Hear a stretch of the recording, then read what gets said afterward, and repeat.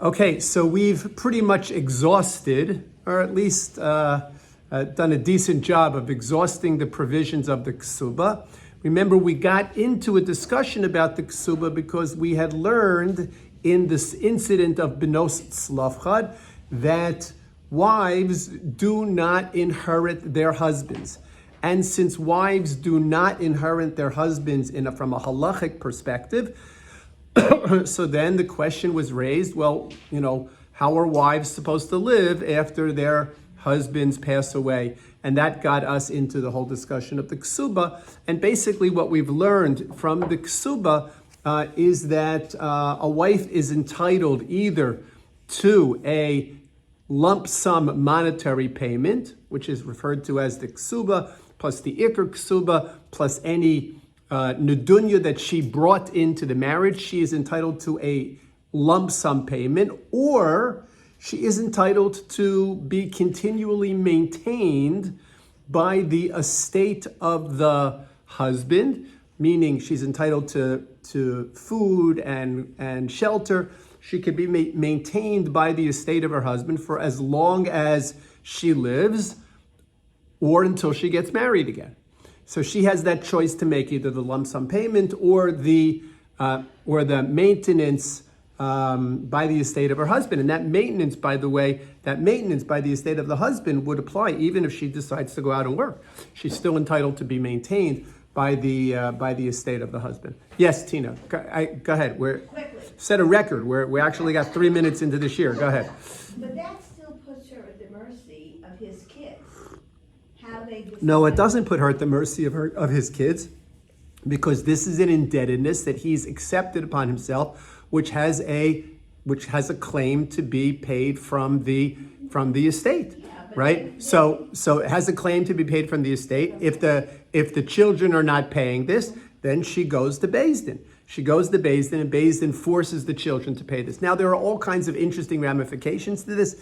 Ramifications such as, let's say she was accustomed to living in a 9-bedroom house, and now the children say, okay, we'll sustain you, we'll give you a place to live, but it's going to be now a studio apartment.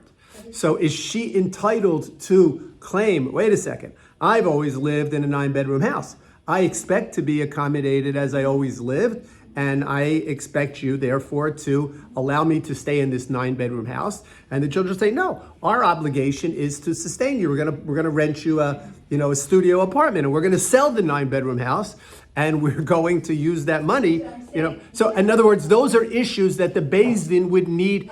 The Beis Din would need to adjudicate, right? It was said she's supposed to be supported in the manner in which Yes, so we did say that she is supposed to be supported in the manner to which she was accustomed to being supported, and the Beis Din needs to make, that kind of decision, of halachic decision. I mean, it might be unreasonable for her to expect to be accommodated in a 9-bedroom house. Maybe the reason they lived in a 9-bedroom house was because they were raising all of their children. They had a 9-bedroom house, but the children all left. It didn't pay for them to sell it. Right, but doesn't mean that if the husband had a choice, he would have accommodated her in a 9-bedroom house. So the Beis Din needs to make that. The Beis Din needs to make that determination. And yes, to a certain degree, there's a certain vulnerability that might indeed be in place here. That might indeed be in place. And what we're going to talk about today, hopefully, will address that. Right, but that's how we got involved with the whole discussion. We got involved with the whole discussion because Benos Tzlafchad taught us the laws of inheritance. And in the laws of inheritance, the order is very clear. If there are sons, then the sons inherit. Even if there are daughters, only the sons inherit. Right? The firstborn son gets a double portion, and the rest of the sons get a single portion. If there are no sons, and there are daughters, then the daughters inherit. Right? If there are no sons but daughters, the daughters inherit. And this, right, the wife never inherits. Right? Sons, if there are no sons, daughters. If there are no daughters, who inherits? brother. If there are no daughters, so the Torah tells us that the brothers of the deceased inherit. The brothers of the deceased inherit. And if there are no brothers of the deceased to alive, so what happens? No. So then the closest male relative, right? The closest male relative inherits. And that's the law of inheritance. Okay, now, this law of inheritance obviously or seemingly created certain inequities that were recognized throughout history, throughout Jewish history. Certain inequities. How were these inequities dealt with? And what are the ramifications of these methods for dealing with the inequities to today, to how we structure our wishes for what happens to our assets after death today? So generally, it's very interesting. Already in the time of the Shulchan Aruch and the Ramah, there was something fascinating that existed, which was known as a shtar chatzi zachor. What is a shtar chatzi zachor? What do the words mean? Shtar is a document. What's a chatzi zachor? Zachor. Shtar chatzi zachor. Right? A document which is half a man. Right? What does it mean, a shtar chatzi zachor? What kind of document? What is this? So there were several ways in which a father could ensure that his daughter would have a share of his estate. One of the ways of doing that was to give her a nedunya. Remember, we learned about nedunya in a ksuba. What's a nedunya? A nedunya was a dowry that the bride brings into the marriage and to which she is entitled at the conclusion of the marriage, at the end of the marriage, whether through death or divorce, she is entitled to that asset, right? So the father, wanting to give his daughter something, could give her a nedunya, which would then go into the marital relationship, could be usable by the husband. We spoke about two different kinds of property that she brings in. Could be usable by the husband, but at the end of the marriage, she would returns to her. So that's one way of ensuring that she would indeed acquire a portion of the estate of her father. A second way of ensuring that she would acquire a portion of the estate of her father is this principle, is this methodology called shtar chatzi zachor. And what would it mean? What was it? It was essentially a document of indebtedness. Just like we learned that the ksuba is a document of indebtedness, and that's why it's important for a married woman to know where her ksuba is, because it is a document of indebtedness, and without that document, she has no proof of any indebtedness on the behalf of the husband. So a shtar, a father would create a document, a shtar, of indebtedness to his daughter. It would be considered. It's called a shtar chatzi zachor. What does it mean? It means that the father wants to give to the daughter half of what he would give to the sons. That's why it's called chatzi zachor, right? Half of what the sons would be entitled to in the inheritance. Not the bechor, right? Correct. Not the bechor, correct. Now, what's the value of doing this? So the value of doing this is that, as we learned previously, indebtedness has first claim to the estate of the deceased. Before the estate of the deceased is distributed through the laws of inheritance, it must pay all of the debts of the debts of the deceased. Must pay all of the debts of the deceased.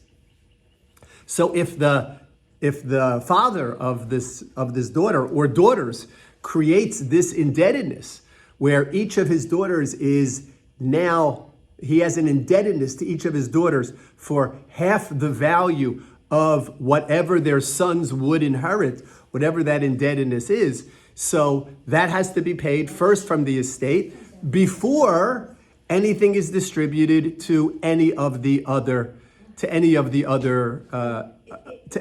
children, namely to any of the other sons.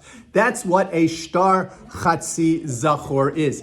This idea, I want you to keep this idea in mind, because this idea is going to come into play when we transition into what do people do today in ensuring that their assets are distributed in the way in which they want those assets to be distributed.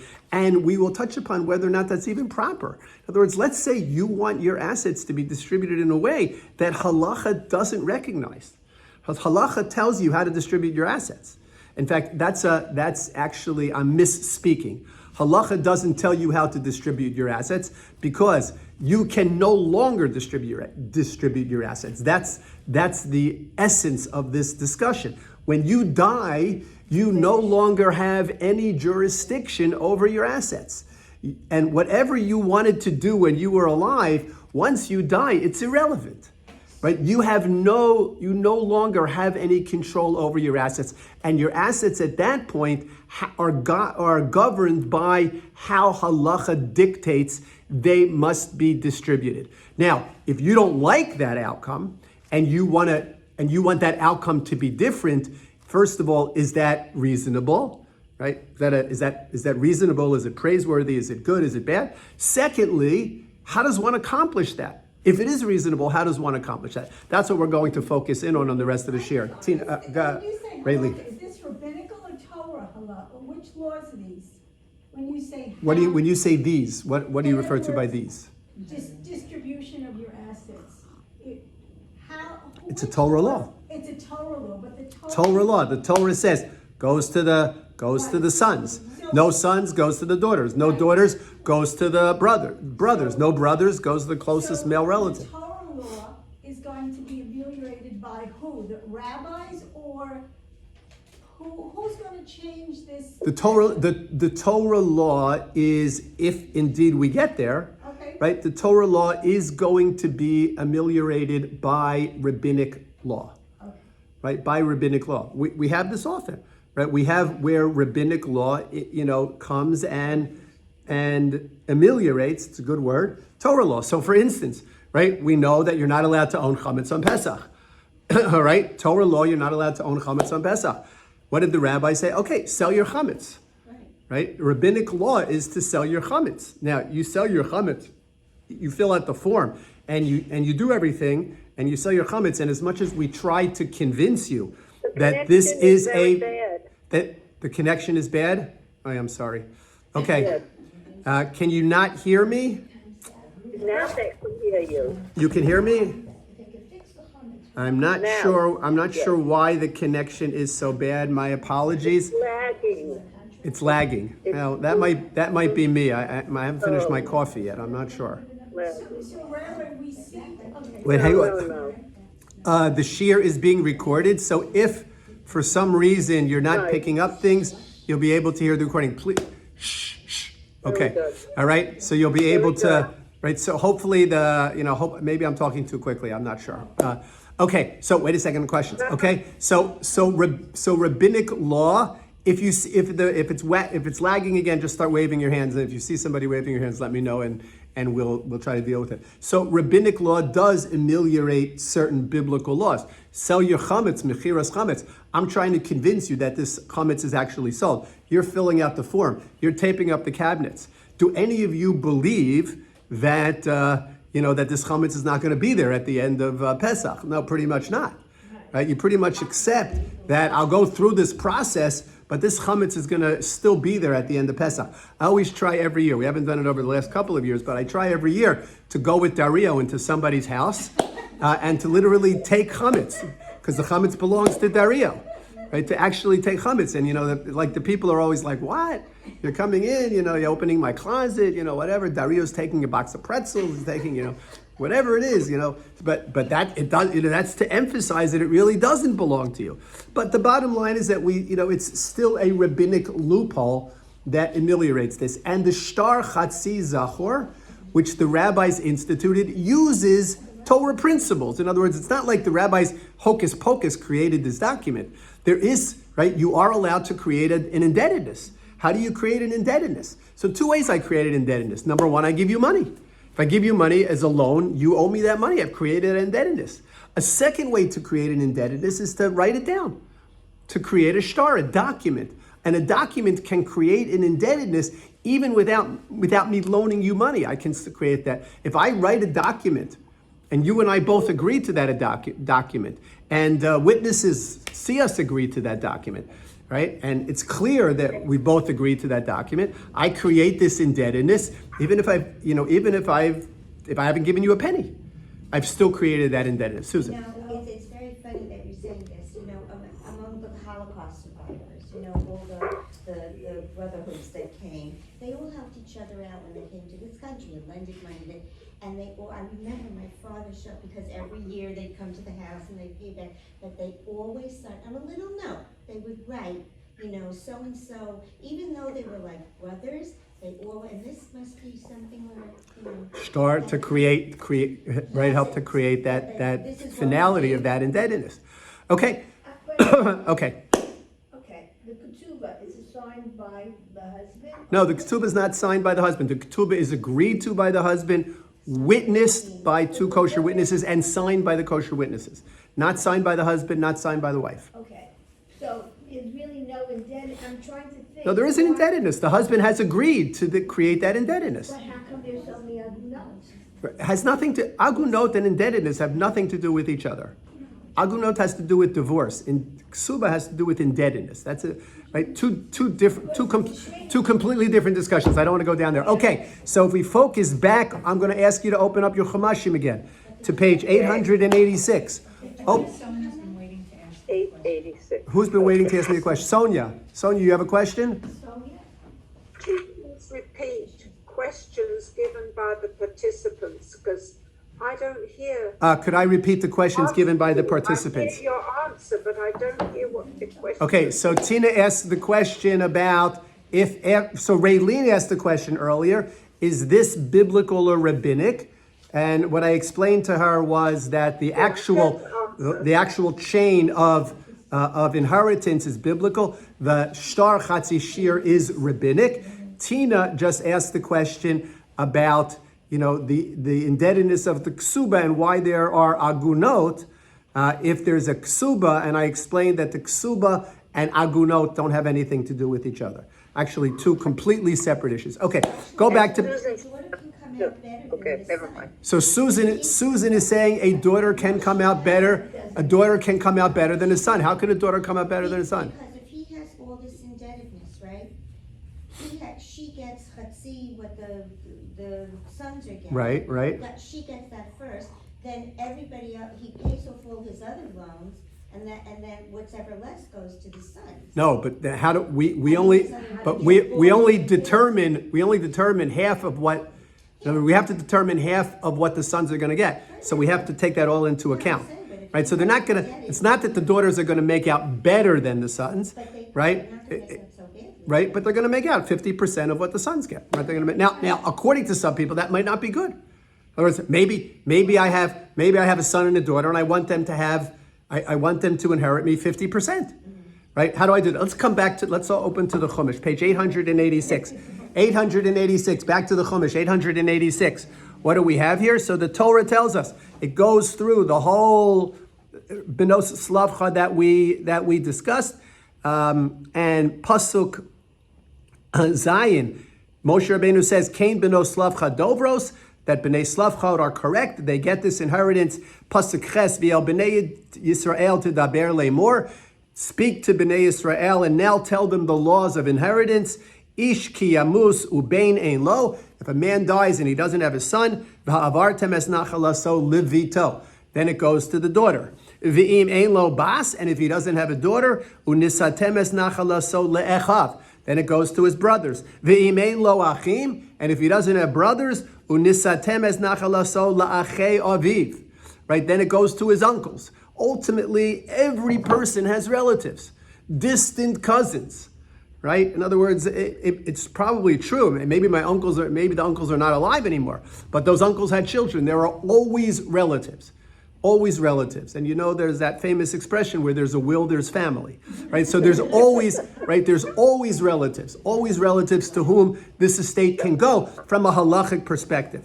Ve'im ein achim la'aviv, and if there are no uncles around, unisatemes nachalaso l'she'ero ha'karov elav mimishpachto, the closest male relative, v'yarash osa, v'hayasa l'vnei Yisrael l'chukas mishpat, kasher tziva Hashem es Moshe. Okay. End of discussion of the laws of inheritance. Now, this expression that appears in the last pasuk, lechukas mishpat, is a strange expression, right? Lechukas mishpat. Lechukas mishpat. Chok and mishpat are two different things. Chok is something that is not understandable. Mishpat is something that is understandable, that is rational. How do we resolve the contradictory meanings of these two terms? What is a chok mishpat? What is this idea of a lachok mishpat?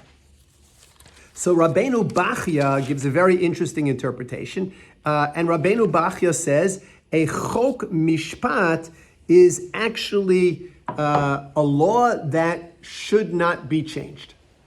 Right? It's a law of inheritance that should not be changed. That's what Rabbeinu Bachya says, which would mean that, listen, guys, you might like to give 50% to your son and 50% to your daughter, or you might like to give 100% to your wife, right? And when she passes away, let her distribute the assets.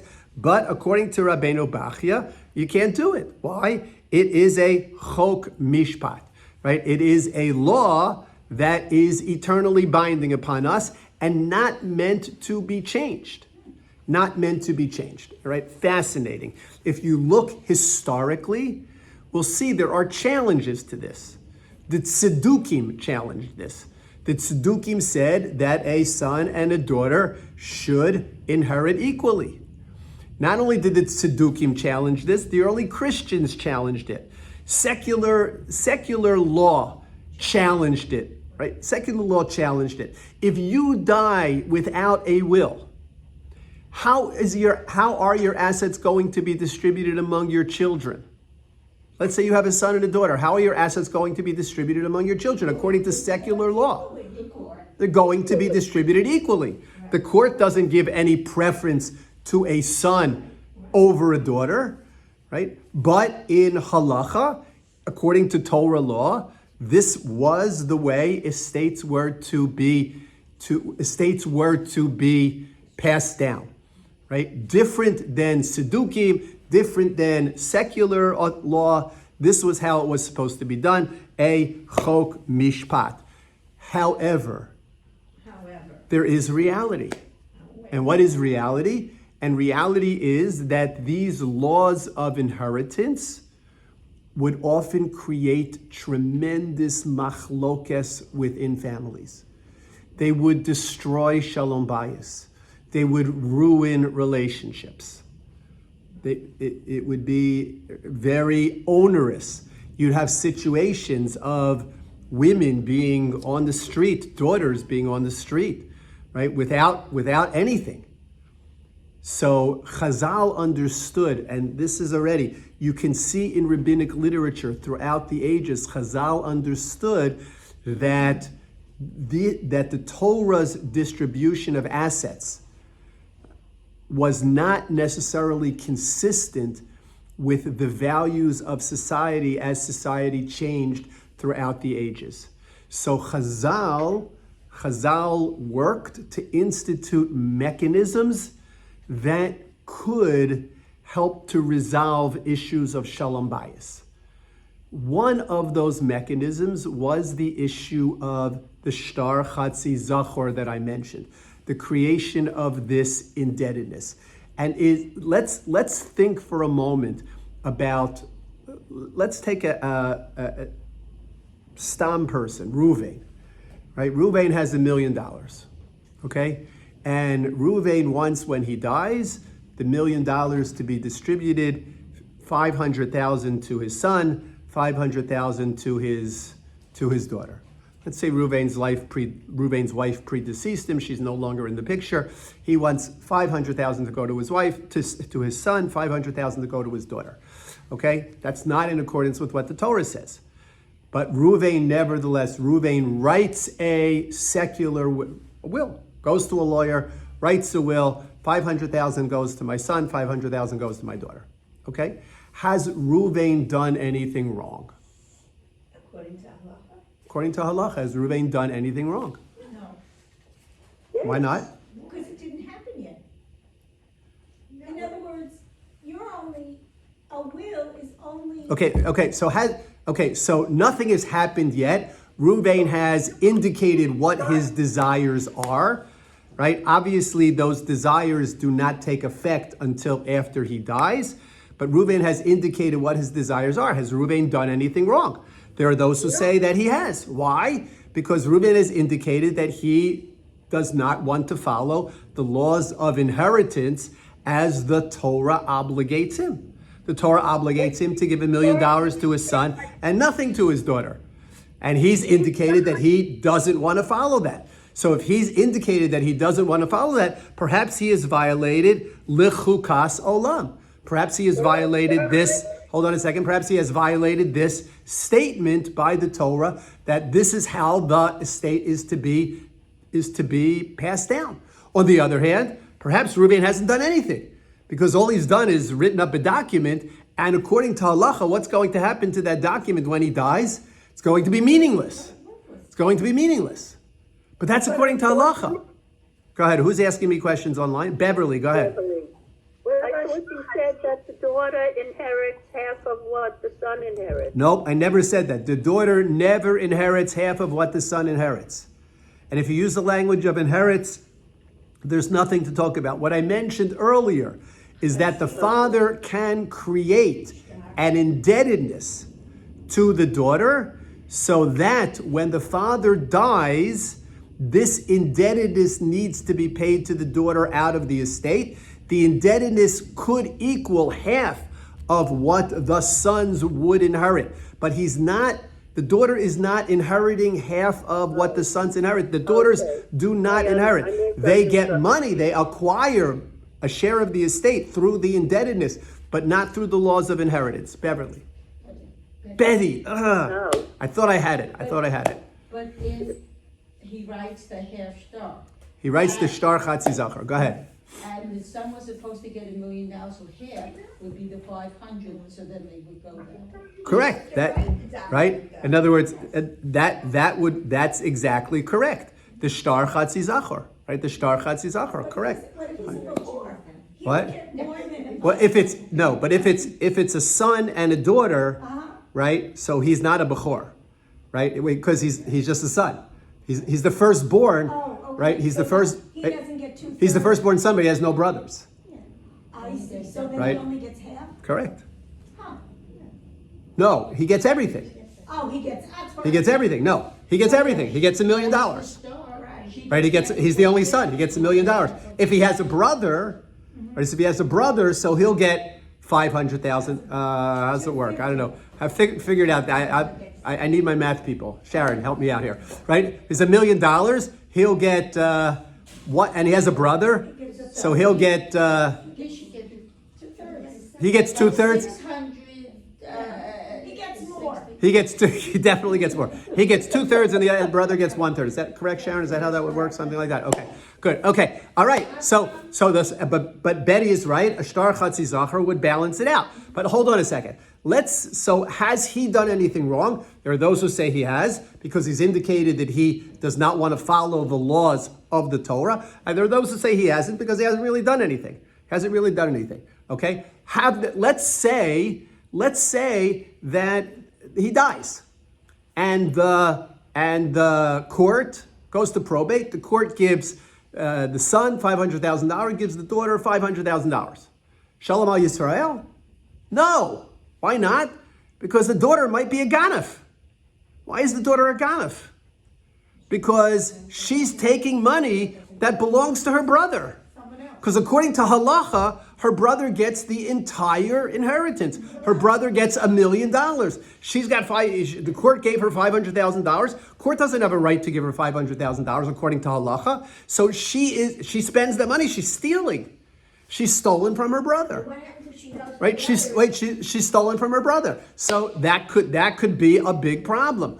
Okay, how do we get around this problem? Hold on a question. How do we get around this problem? We want to try to get around these problems. The problem of the father indicating that he doesn't want to follow what halacha advises him to follow or obligates him to follow, and the daughter who doesn't want to live, as a ganef.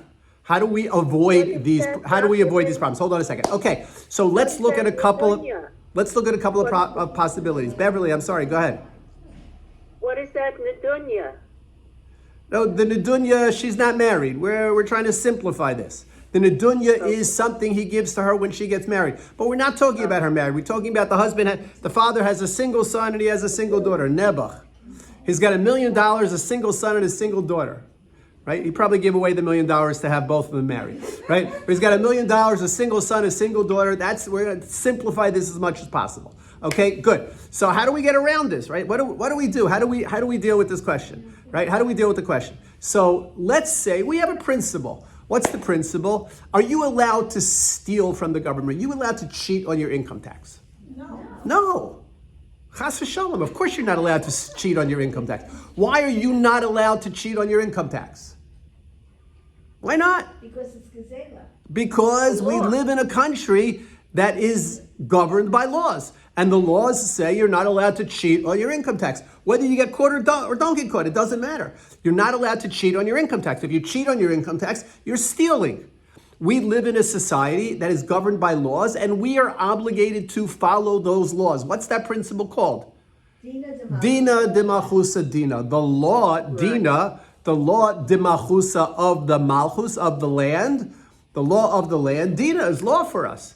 Dina de malchusa dina. So I can't cheat on my income tax. I'm bound by the laws of the country in which I live. Forget, even if halacha would allow me, even if halacha would come up with some kind of way in which this would be mutter to do. I don't know. I'm not suggesting it, but it's irrelevant. It's irrelevant. Dina de machusa dina. You are not allowed to cheat on your income tax. It's stealing. Dina de machusa dina. Clear. Period. End of discussion. No ands, ifs, or buts. Dina de machusa dina. Why can't I apply dina de machusa dina to a will? Right. I write a will. I'm giving $500,000 to my son, $500,000 to my daughter. Dina de machusa dina. Can't I say that my will is effective in dina de machusa dina? The overwhelming majority of poskim say no. Why not? Because dina de machusa dina doesn't apply between two Jews. Dina de machusa dina doesn't apply between two Jews and doesn't apply when a law of the Torah is being contradicted by the law of the government in which you live.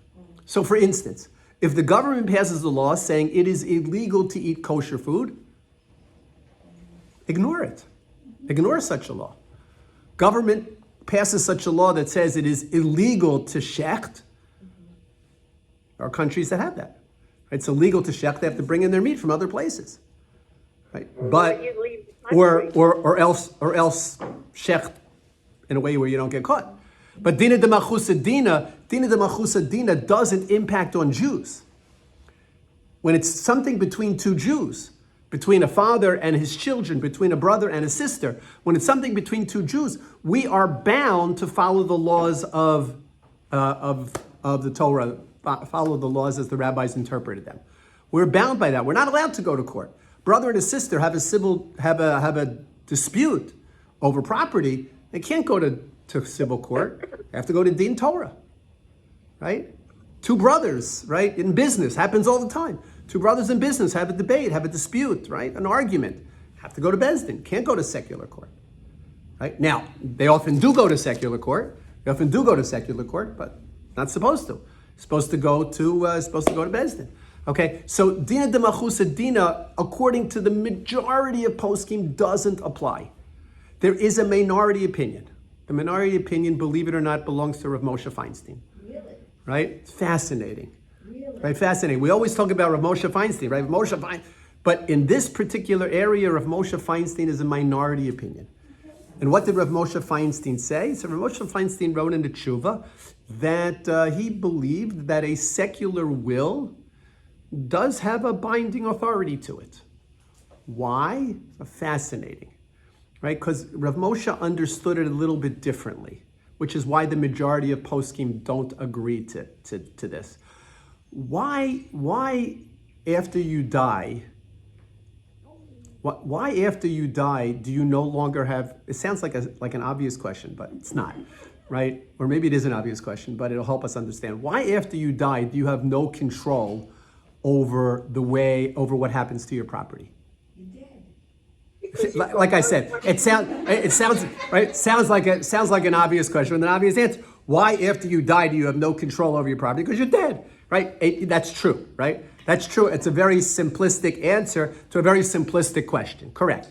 However, let's try to understand this a little bit deeper. If I have property, right? Let's say I have property that I want to give to you. Okay, we'll make it simple.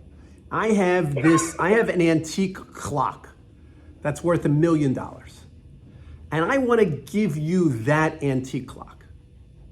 If I say, okay, this antique clock, Tina, it's yours, right? And now what happens? At that moment, a lightning bolt comes down from Shamayim and destroys the clock. Are you out of clock? Does the clock belong to you? Not yet. Why not? Well, it was. She didn't own it, she didn't take it. Oh, because there was no acquisition. Right. There was no acquisition on the part of the person getting the property. Right. There needs to be an act of acquisition. I can say all I want, Tina, this is your clock.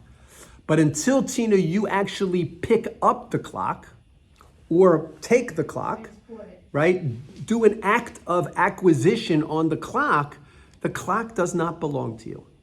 There needs to be an act. I need to give you the clock and you need to acquire the clock.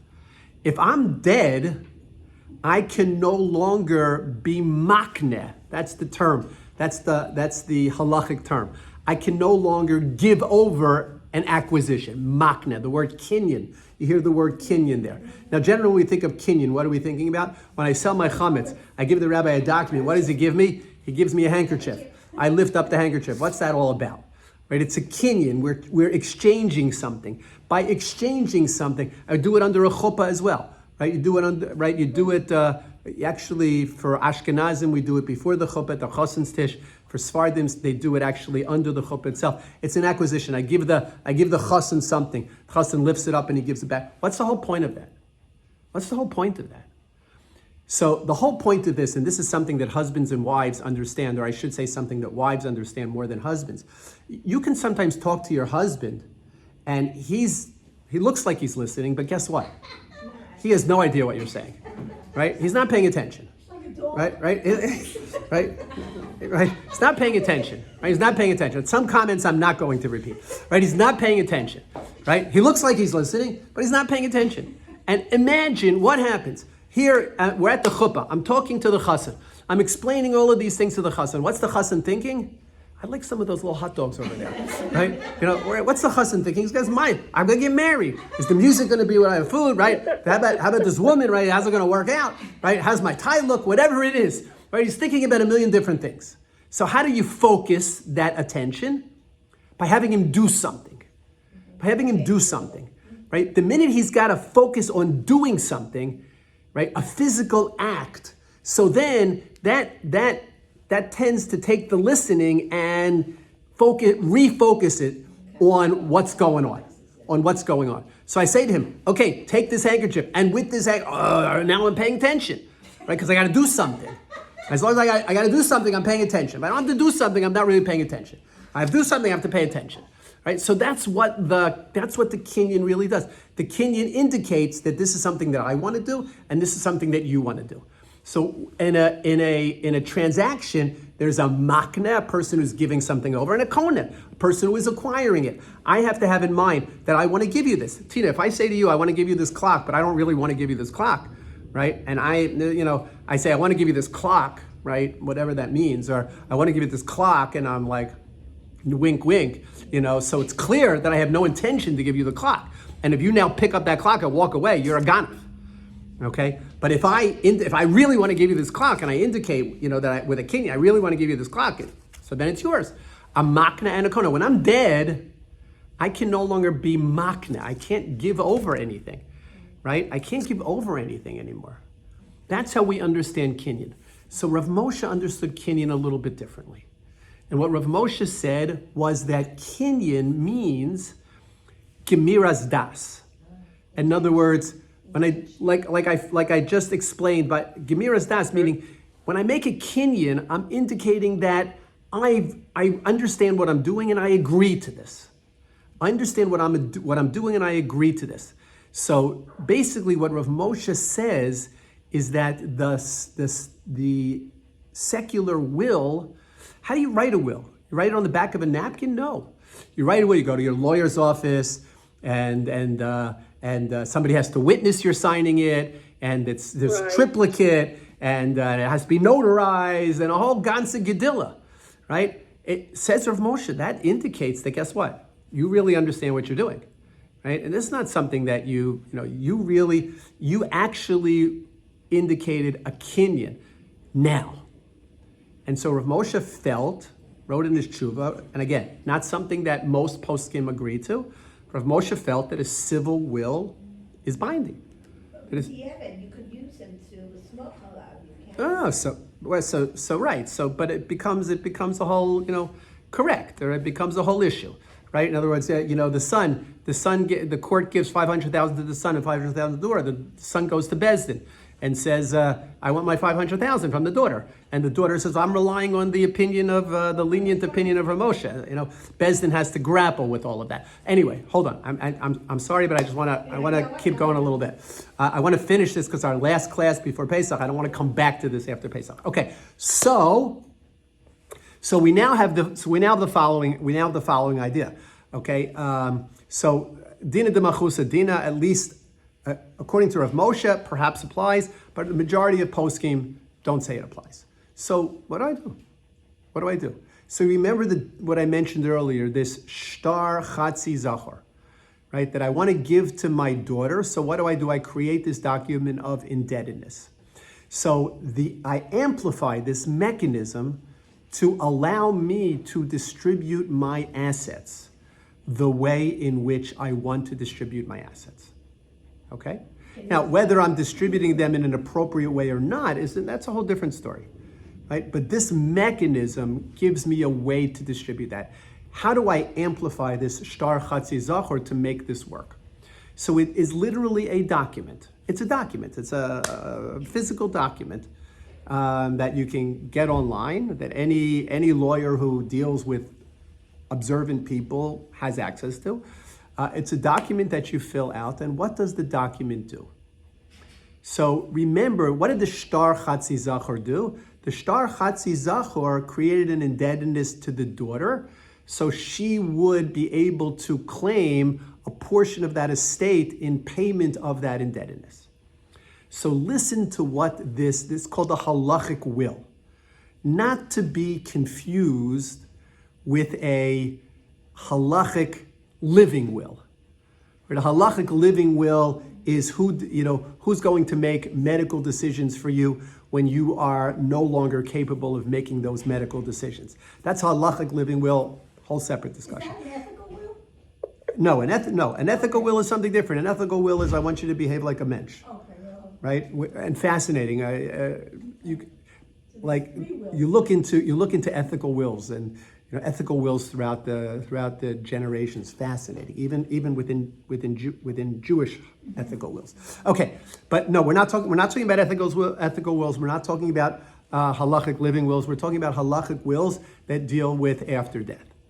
And what does this halachic will say? This halachic will basically says as follows. We'll make it very simple. Okay, we'll make it very simple. Okay? Ruvain has a son and a daughter. Ruvain has an estate of $1 million. He wants to distribute $500,000 to his son, $500,000 to his daughter. He writes a halachic will. The halachic will says that I owe a debt of $1 million to my daughter. I owe a debt of $1 million to my daughter. Or $10 million or $1 billion, it doesn't matter. I owe a debt of $1 million, 5 million, pick a number, greater than the value of the estate. It has to be greater than the value of the estate. I owe a debt to my daughter greater than the value of the estate. Okay? And that debt becomes effective 1 minute before I die. I'm writing it down now. But it doesn't become effective until 1 minute before I die. Now, what happens? In this halachic will, the following is written. If my son contests my secular will, so then this indebtedness remains binding. What does that mean? It means that there's nothing for the son. Because the daughter has an indebtedness of $1 million, $5 million, $10 million against the estate, she's going to collect the whole estate. Right? Shtar, but it's not a shtar chatzi zachar, it's a shtar that shtar plus, completely wipes out the estate. Okay? It completely wipes out the estate. Right? And if my son contests my secular will, so then this indebtedness remains in effect. And if this, right, if my son agrees to be guided by my secular will, so then there is no longer this indebtedness, right? And if there's no longer this indebtedness, then what happens? Then the estate gets distributed the way. Now, I'm not going to get into particulars of how do I hocus pocus get rid of this indebtedness, and there's other issues here. Does this indebtedness create tax issues and things like that? There are all other kinds of issues here. The halachic will needs to be drawn up properly, but that's the basic mechanism in which the halachic will works. Basically saying, if you agree to my secular will, then fine, everybody gets their part. If you don't agree to my secular will, then it can go all to my daughter, or let's say I want to leave it to my wife. It can go all to my wife. I can go all to my wife. I can get all to my uncle. I can give it all to my landscaper, right? Takes back control. What? He takes back control. The person who writing the will takes back control. He takes back control after he's dead. How does he do that? He takes back control after he's dead through the mechanism of indebtedness. But if you're dead, you have no live, you have no will, you have no power. No, but it's Everything's been put into And you're trying to control another person's behavior. In other words, this is ruling from the grave. correct, 100%. Right. So, 100%. are we allowed to do that? Yes. I mean, even The answer is laws- yes. The answer is yes. Right? The answer is absolutely yes. As long as listen, every secular will is ruling from the grave. Right? Every secular will. Right? You make a will, you die, right? You're ruling from the grave. But you can't dictate how the money. But is this man No, I can't I can't dictate. I can only dictate how the money is to be distributed. I can't dictate how the money is to be used. So that's what this halachic will accomplishes. Now, practically speaking, how do we do this? Is this man contesting the woman's amount, the sister's amount? This What man is is he in other words, this, right? He wants the whole thing. He says, I'm the son, he goes to the Bezdin. I'm the son, according to halacha, I'm entitled to the whole thing. The daughter, the court says to the daughter, what do you say about this? She says, he doesn't get anything now because I have this document of indebtedness from my father and I get everything. He wants to contest it, let him contest it. I get $1 million now. He doesn't get anything. Right? Now, so actually the way in which this is done is a person is advised to draft two separate documents. A secular will and a separate document, which is a halachic will. Because we don't want the secular courts to have to deal with a document that contains halacha in it. So you draw up a secular will following the laws of the jurisdiction in which you live, fine, and 100% binding, according to the laws of the jurisdiction in which you live. And then you have a separate document, which is known as a halachic will. Should the matter be contested in Bezdin, this document is effective in Bezdin. Right? And this document being effective in Bezdin is, essentially solves the issue. Okay, 2 questions. Tina and then Betty. It's a great creative idea, and I think it's great.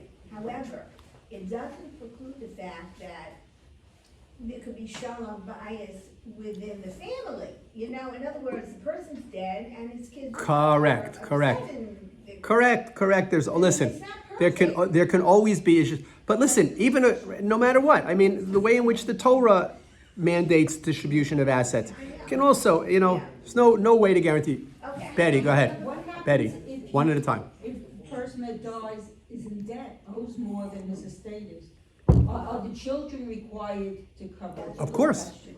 That's what happens. That's what happens under regular circumstances, right? What happens if I die? I owe I owe my credit, right? I owe my bank $1 million on the house. I owe my credit cards $1 million, and I have an estate of $500,000. What happened? I have $500,000 in the cash. What happened? In the bank. Finished. Done. I thought he was rich. Done. Over. Okay, everybody, a Zisin and a Kosher and Pesach. Remember, if you want to sign up for those WhatsApp groups, so you can either send me an email with your cell phone number and I will sign you up, or you can go on the daily email and sign up to the daily email, or you can go to my website and to get them all there. Have a wonderful day, a great Kosher and Zisin Pesach. I hope to see you all. Back to the Chumash on that Thursday, Bezrat Hashem. What'd you say, Rosie? Back to Simchas on April 20, whatever, right? We're back to The Torah. Thursday after Pesach, we're back. God willing. God Okay. willing. So much, Rabbi. Apologize.